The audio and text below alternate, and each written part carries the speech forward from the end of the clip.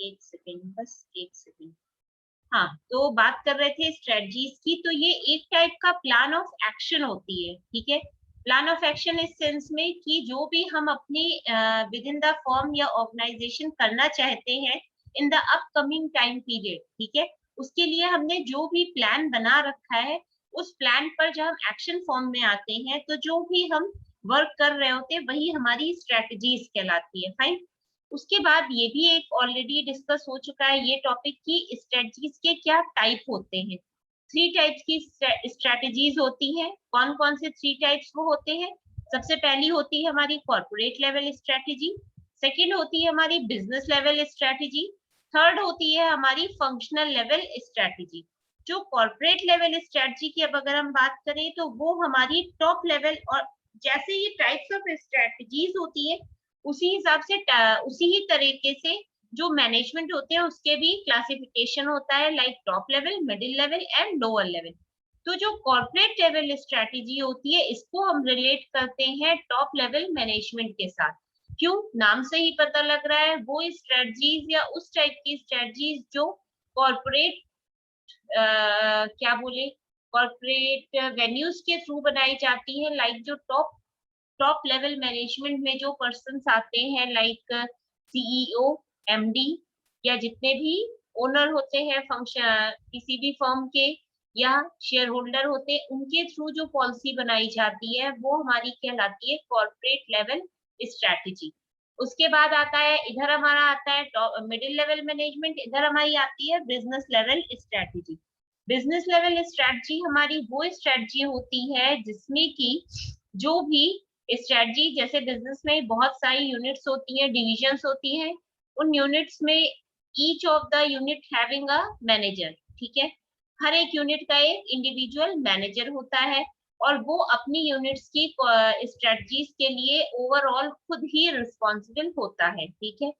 तो वो जो स्ट्रेटजीज होती है वो जो ईच डिविजनल यूनिट के थ्रू बनाई जाती है, यूनिट्स के मैनेजर के थ्रू, ठीक है, जिस पर वो खुद वो यूनिट्स अपने आप काम करती है, वो कहलाती है बिजनेस लेवल स्ट्रेटजी।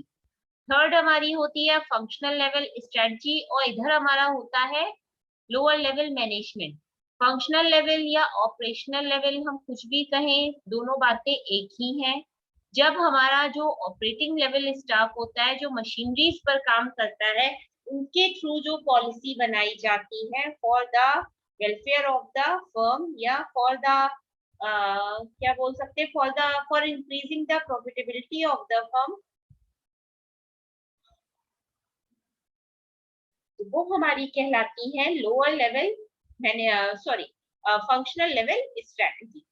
इस तरीके से देखा जाए तो हमारी तीन टाइप की स्ट्रेटजीज हो गई, ठीक है। अब हम सबसे पहली की या कॉर्पोरेट लेवल स्ट्रेटजीज की बात करते हैं। कॉर्पोरेट लेवल स्ट्रेटजी में हमारी बहुत सारी स्ट्रेटजीज आती हैं, लेकिन डायरेक्ट स्ट्रेटजी पर आने से पहले हमें जानना होगा कि कॉर्पोरेट लेवल स्ट्रेटजी में की मीन्स उसके मेरिट क्या है, डीमेरिट क्या है, सिग्निफिकेंस क्या है, हम क्यों उसको पढ़ते हैं, ठीक है।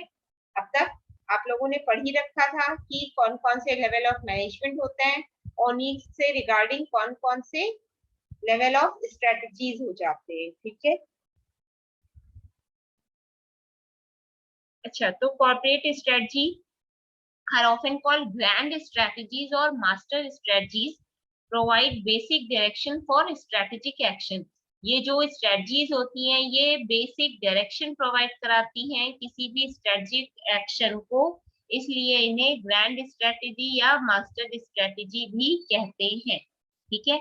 Corporate strategy is the general plan of major action by which a firm intends to achieve its long term goals। अपने लॉन्ग टर्म गोल्स को अचीव करने के लिए फर्म जो general plan of major action बनाती है वही उसकी कॉर्पोरेट स्ट्रेटजी कहलाती है, ठीक है। अच्छा, एक चीज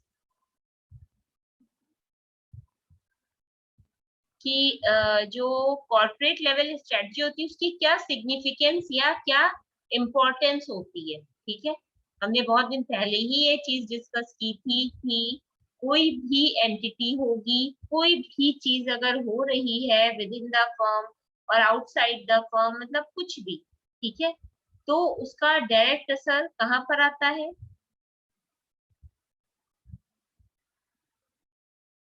लो है। अगर हम इम्पोर्टेंस की बात करें तो कॉर्पोरेट स्ट्रेटजी क्यों इम्पोर्टेंट होती है, क्यों? यहाँ पे हमें 2-3 पॉइंट्स दे रखे हैं। पहला पॉइंट हमें दे रखा है फोकस, नेक्स्ट दे रखा है मेजरेबल प्रोग्रेस, थर्ड दे रखा है लॉन्ग टर्म सक्सेस। फोकस से हमारा मतलब क्या है कि जो कॉर्पोरेट स्ट्रेटजी है, लिखा भी है formal corporate strategy is a crucial strategic tool because it allows a corporation to focus multiple resources on a single objective. Without a clear corporate strategy, companies lose sight of their main objective and lack the drive and focus of a well-designed corporate strategy moves. ठीक है? Corporate strategy की importance उसके focus के वजह से भी है। क्यों? क्योंकि जो नॉर्मल एक कॉर्पोरेट स्ट्रेटजी है, ठीक, अभी फिलहाल अभी हम ओवरऑल कॉर्पोरेट स्ट्रेटजी की ही बात कर रही हैं। इसके बहुत सारे टाइप्स होंगे, वो हम आगे पढ़ेंगे, ठीक है। तो जो फोकस की बात हो रही थी, तो जो फॉर्मल कॉर्पोरेट स्ट्रेटजी है वो क्रूशियल स्ट्रेटजिक टूल है उसका, क्योंकि ये कंपनी को या फर्म को अलाउ करता है कि वो अपने मल्टीपल या जो एक बहुत ज्यादा सोर्सेज है, ठीक है, ओके, ज्यादा जो उसके कंपनी के पास बहुत ज्यादा सोर्सेज है, जहां से वो कंपनी अपनी क्या कर सकती है, उन्हीं मल्टीपल जो उसके पास रिसोर्सेज हैं उनको सिंगल ऑब्जेक्टिव के साथ काम कर सकती है। सेम उसी तरीके से नेक्स्ट पॉइंट एक होता है मेजरेबल प्रोग्रेस, ठीक है। नेक्स्ट है मेजरेबल प्रोग्रेस। कॉर्पोरेट स्ट्रेटजी किसी भी कंडीशन में corporate strategy provides management with a benchmark to measure a company's production, to measure a company's success or failure। जो भी कंपनी की स्ट्रेटजी है वो मैनेजमेंट को क्या करती है, एक बेंचमार्क प्रोवाइड करा देती है, जिससे कि उसी बेंचमार्क पर वो क्या करे,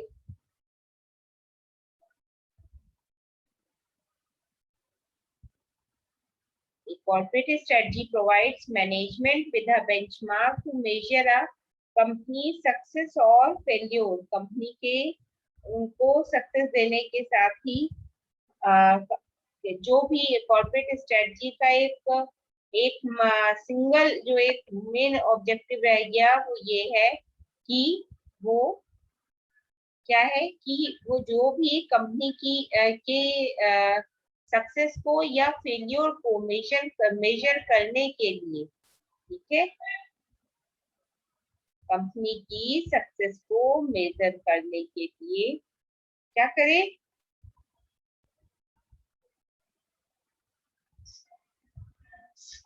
मेजरेबल प्रोग्रेस, हाँ ये होगा, ठीक है। अच्छा, एक पीटर ड्रकर जो मैनेजमेंट गुरु थे, उन्होंने कहा भी व्हाट गेट मेजर्ड इम्प्रूव्स। अच्छा,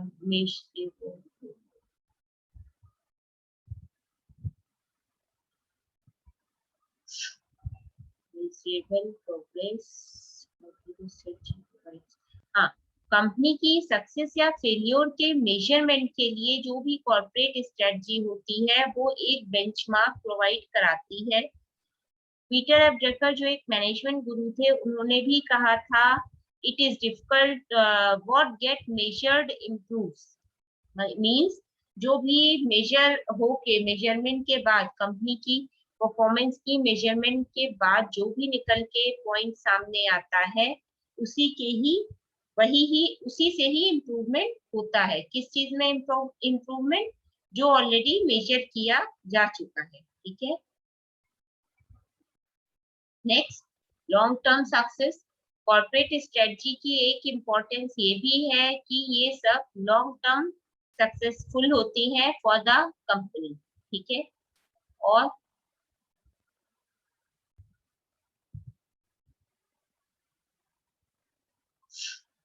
लॉन्ग टर्म सक्सेस मीन्स अगर कोई कंपनी की कैसे कहें, कोई भी कंपनी की वेल अरेंज्ड, ठीक है, वेल अरेंज्ड कॉर्पोरेट स्ट्रेटजी है तो वो कंपनी को क्या करेगी, अलाउ करेगी, जिससे कि वो प्लान बना सके, मेथड्स बना सके, जो कि किस लिए यूजफुल होंगे, जो भी कंपनी की या इकोनॉमी की मार्केट शेयर है, ठीक है, उसको बनाए रखने में उसके थ्रू उसके थ्रू बोलो,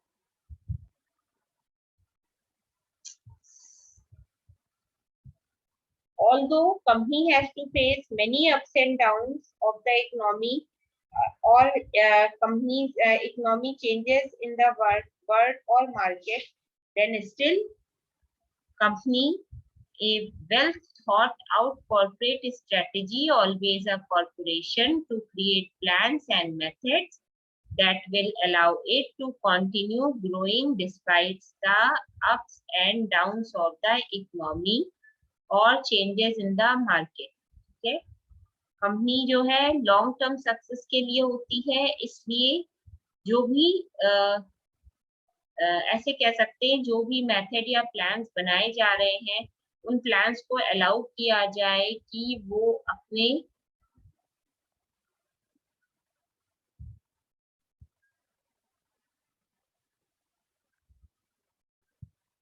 growing despite the ups and downs of the economy और चेंजेस इन द मार्केट, जो भी मार्केट में चेंजेस हुए हैं या इकोनॉमी में जो भी अप्स एंड डाउन्स हुए हैं, उन सब के मेजरमेंट के लिए या इन सब चीजों का कंपनी पर कोई असर ना पड़े,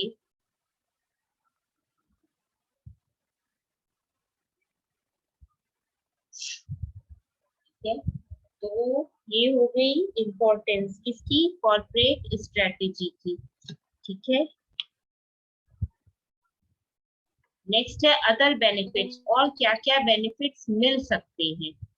जो कॉर्पोरेट स्ट्रेटेजी होती है वो स्कार्स रिसोर्सेज के एलोकेशन को बहुत ज्यादा जोर देती है। ऑब्वियस सी बात है, we have very much scarce resources is at this time, ठीक है। तो ऐसे में हमारे पास जब रिसोर्सेज ही बहुत कम है, तो हमें जहां से रिसोर्सेज जनरेट हो सकते हैं, हमें वहां से रिसोर्सेज जनरेट करने होंगे, ठीक है। तो ये भी एक हमें बेनिफिट मिल सकता है, ठीक है, कॉर्पोरेट स्ट्रेटजी से। और नेक्स्ट क्या है कि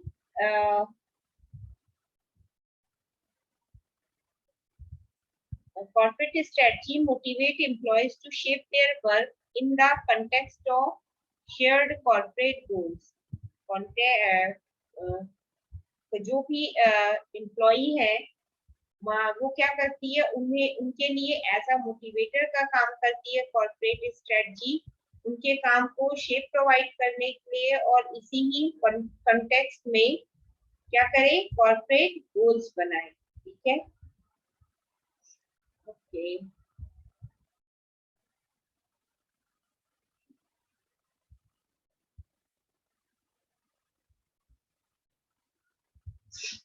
अच्छा, next strategy assists management to meet unanticipated future changes.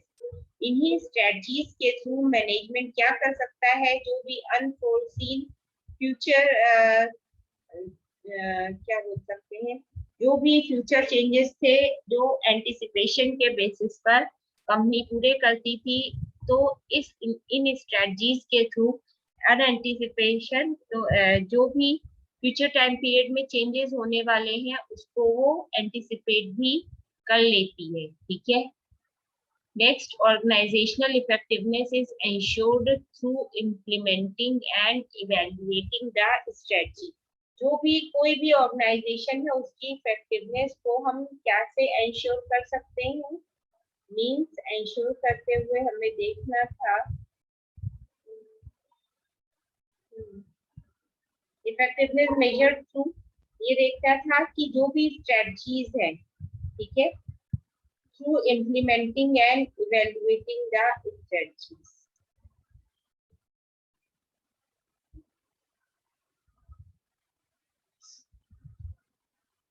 Corporate strategy is a powerful tool to management and is a powerful tool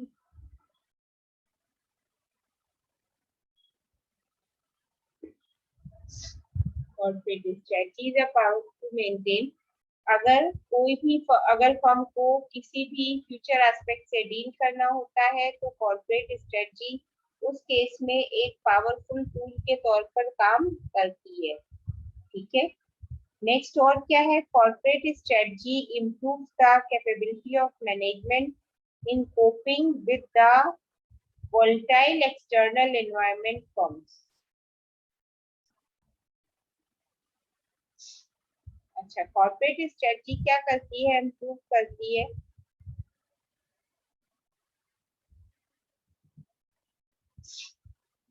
corporate strategy improves the capability of management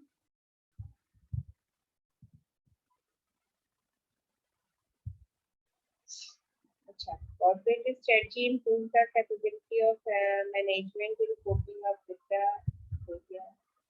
corporate strategy is a powerful tool हो गया और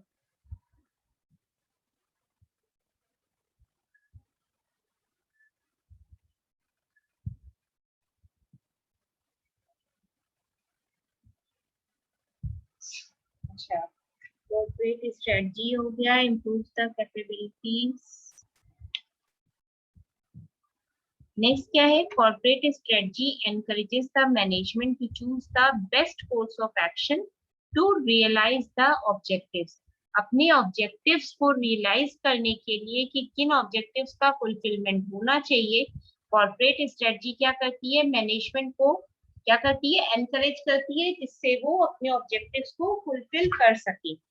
जो corporate planning strategic planning होती है वो ये system corporate की performance, किसी भी कॉर्पोरेट फर्म या किसी बिजनेस फर्म की परफॉर्मेंस को मेजर करने के लिए क्या है, बेस ऑफ ऑब्जेक्टिव प्रोवाइड कराता है, ठीक है। अब हम बात करते हैं लिमिटेशंस की। जिस तरीके से कॉर्पोरेट स्ट्रेटजी की बहुत सारे बेनिफिट्स या इंपॉर्टेंस थे, same at the same time corporate strategy की कुछ लिमिटेशंस भी हैं। जो भी स्ट्रेटेजी फॉर्मुलेशन का प्रोसेस है वो is not an easy process, because की स्ट्रेटजी सिर्फ हमें बना नहीं लेनी होती है, उनका प्रॉपर इम्प्लीमेंटेशन भी बहुत जरूरी है, क्योंकि without implementation profitability will become zero, ठीक है। इसलिए कॉर्पोरेट स्ट्रेटजी का जो फॉर्मुलेशन है वो प्रोसेस बहुत ज्यादा क्या है, is not easy to understand, ठीक है। नेक्स्ट लिखो,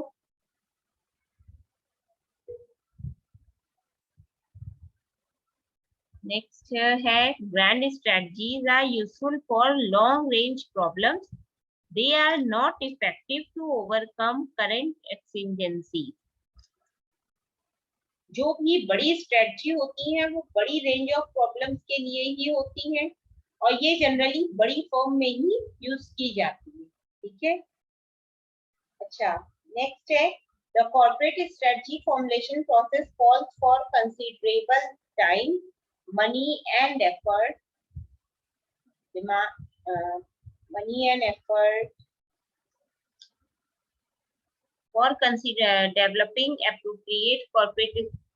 जो कॉर्पोरेट स्ट्रेटजी का फॉर्मुलेशन प्रोसेस होता है वो मेनली टाइम जो इन्वेस्ट हो रहा है, जो मनी आप इन्वेस्ट कर रहे हो स्ट्रेटजी के फॉर्मुलेशन में, और जो अपने एफर्ट्स दे रहे हो, इन सबका क्या है, एक इनका कंसीडरेशन बहुत इम्पोर्टेंट होता है कॉर्पोरेट स्ट्रेटजी के फॉर्मुलेशन प्रोसेस में। अगर हम अपनी स्ट्रेटजीज को डेवलप करना चाहते हैं तभी हम इस स्टेप के आगे बढ़ सकते हैं, ठीक है।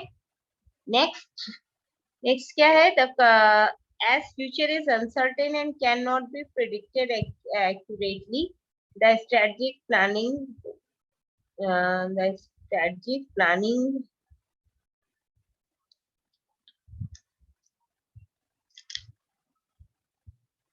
क्या है? System based on hazy and uncertain estimates is not exact. क्यों?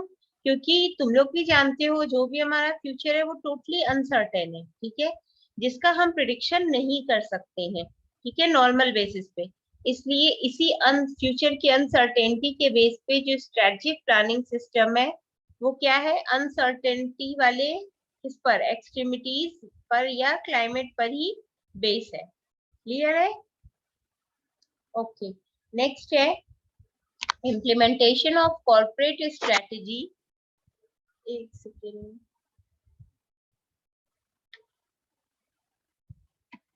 corporate strategy is influenced by organizational factors, behavioral ones factors and motivational factors। जो भी डिसीजंस या फैक्टर्स ऑर्गेनाइजेशन के एंड से लिए जा रहे हैं, ठीक है, जो भी लिए जा रहे हैं वो इस बात का प्रूफ है कि हम जो भी डिसीजन लिया जाएगा किसी भी कॉर्पोरेट सेक्टर में, ठीक है, वो किस पर बेस्ड होगा, उसी ही विद इन द फर्म जो भी फैक्टर्स काम कर रहे होंगे, like organisational factor, behavioural factor, ठीक है। अच्छा, ये सारे फैक्टर्स के थ्रू हम क्या कर सकते हैं, अपनी स्ट्रेटजीज को तो हम आगे बढ़ा ही सकते हैं, ठीक है, प्रॉपर वे में। साथ ही साथ ये भी देख सकते हैं कि हम तक क्या है, जो भी हमारी स्ट्रेटजीज है हमारे ऑर्गेनाइजेशन से रिलेटेड, वो सब कैसी होनी चाहिए, मोटिवेशनल फैक्टर पर बेस्ड होनी चाहिए। अब हम बात करते हैं टाइप्स ऑफ कॉर्पोरेट स्ट्रेटजीज की। ठीक, कॉर्पोरेट स्ट्रेटजी के टाइप्स ऑलरेडी हमने बता रखे थे, कौन कौन से।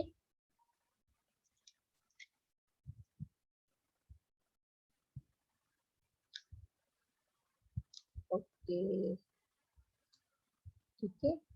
अच्छा, अब हम टाइप स्टेबिलिटी, हाँ, टाइप्स की बात करते हैं। तो देखो, जो कॉर्पोरेट लेवल स्ट्रेटजी है ये बेसिकली एक टाइप की ग्रोथ स्ट्रेटजीज कहलाती है, ठीक है। तो इनमें इनके तीन टाइप होते हैं। सबसे पहला हमारा क्या हो गया, स्टेबिलिटी हो गया, नेक्स्ट हमारा रिट्रेंचमेंट हो गया, और नेक्स्ट उसके बाद थर्ड हो गया हमारा कॉम्बिनेशन। स्टेबिलिटी हमारी बेसिकली वो स्ट्रेटजी होती है जहां पे ऑर्गेनाइजेशन को ये फील होने लगता है कि उसका जो बिजनेस है वो स्टेबल पोजीशन में है, ठीक है। ऐसे केस में वो इनसिक्योर नहीं फील करता है, ठीक है, और जो भी उनकी स्टेबिलिटी स्ट्रेटजीज होती हैं उसमें वो धीरे धीरे आगे बढ़ रहे होते हैं। क्लियर? अच्छा, अब ये जो स्टेबिलिटी स्ट्रेटजी होती है इसके भी कुछ अपने फीचर होते हैं, जैसा कि इस फ्लो चार्ट में दिखाया गया है, ठीक है। तो हम अभी उसके आगे डिटेलिंग पर नहीं जा रहे हैं, अभी हम फिलहाल फ्लो चार्ट पर से ही बात करते हैं, ठीक है।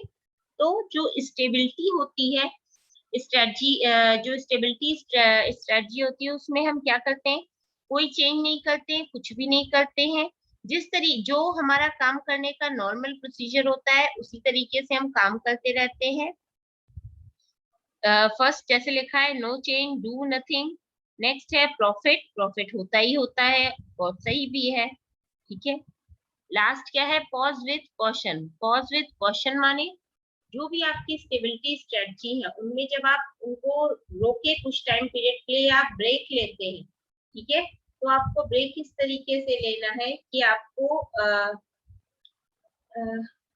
ऐसे कह सकते हैं कि जो भी आपको काम कर रहे हैं, ठीक है, उस काम को करने में अगर आप इनकेस 2 मिनट या 1 मिनट या 5 मिनट का ब्रेक ले रहे हैं, तो उस ब्रेक के टाइम पीरियड में ही जो भी आप ब्रेक ले रहे हैं उस ब्रेक को भी आपको बहुत ही माइन्यूटली ऑब्जर्व करना है, ठीक है।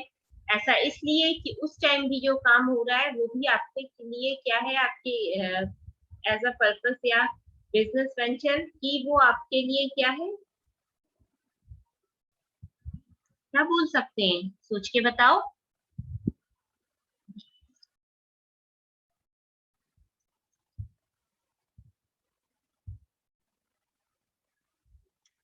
बोलो बच्चों।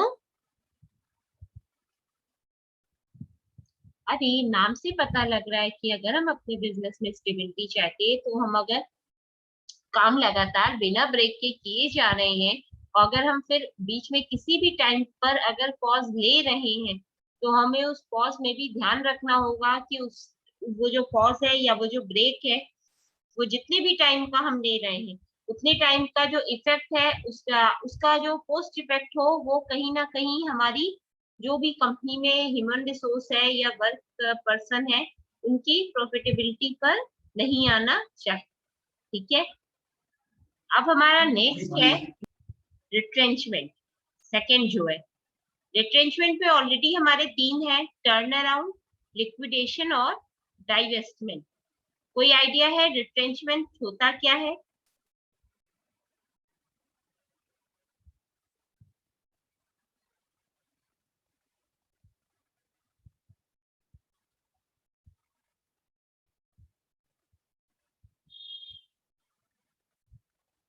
अच्छा खैर, अब हम बात करते हैं रिट्रेंचमेंट की। रिट्रेंचमेंट जो रिट्रेंचमेंट के ही पहले एक ग्रोथ या एक्सपेंशन स्ट्रेटजीज भी हैं साथ में। ठीक है, वो 5 टाइप्स की हैं। कौन कौन सी? कंसंट्रेशन, इंटीग्रेशन, डाइवर्सिफिकेशन, इंटरनेशनलाइजेशन और कॉपरेशन। ये जो 5 टाइप्स है, हर एक टाइप्स के इंडिविजुअल अपने कई सेपरेट डिवीजन उसके हैं खुद से और स्ट्रेटजीज के हैं। लाइक कंसंट्रेशन में मार्केट पेनिट्रेशन है, प्रोडक्ट डेवलपमेंट है, मार्केट डेवलपमेंट है। ठीक है, उसके बाद सेकंड हमें दे रखा है इंटीग्रेशन। इंटीग्रेशन हमारा वर्टिकल और हॉरिजॉन्टल दो टाइप में दे रखा है। थर्ड हमें दे रखा है हाँ थर्ड में दे रखा है डाइवर्सिफिकेशन। उसमें हमें क्या क्या दे रखे हैं, खुद से फिर से दे रखे हैं कुछ topics. Like concentric related means अपनी ही फॉर्म से रिलेटेड। इस कंसेंट्रिक के अलग अलग क्या है types? Marketing related, technology related, zero technology related हो गया। लास्ट है कॉन्ग्लोमेरेट अन क्या लिखा हुआ है, अनरिलेटेड। ठीक है, नेक्स्ट है भाई इंटरनेशनलाइजेशन। इंटरनेशनलाइजेशन में जो भी हमारे खुद के टर्म है यहाँ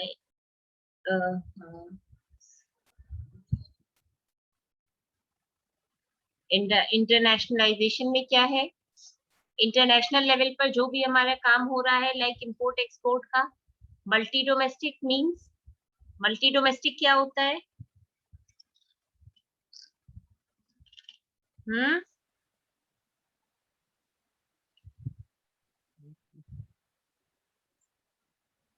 multi domestic mean within our country जो भी वेरियस क्या हो रही हैं, जो भी बिजनेस वेंचर्स चल रहे हैं। मल्टी डोमेस्टिक मीन जो कि बहुत सारे but within the domestic range.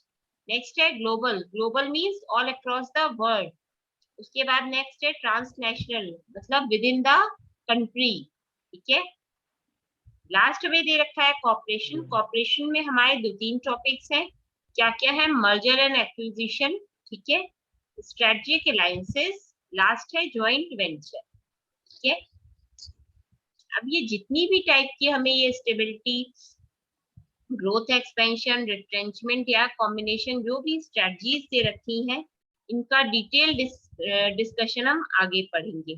ठीक है, बस इतना कहेंगे कि जो जो जैसे जैसे बताते चले उसको पढ़ते जाना। ठीक है, और ये जो पीडीएफ है ये अभी हम तुम्हारे क्लास ग्रुप पे शेयर भी कर देंगे तो तुम लोग अपने नोट्स भी बना सकोगे। ठीक है, जितना बताया आज क्लियर है? वैसे तो ऐसा कुछ टफ नहीं था बट एक बार देख लेना खुद से भी। ठीक है, ओके, तो हम वाइंड अप करें? Yes ma'am, yes ma'am, okay, thank you ma'am. Okay, attendance बेटा पोस्ट कर देना। Yes ma'am. ओके।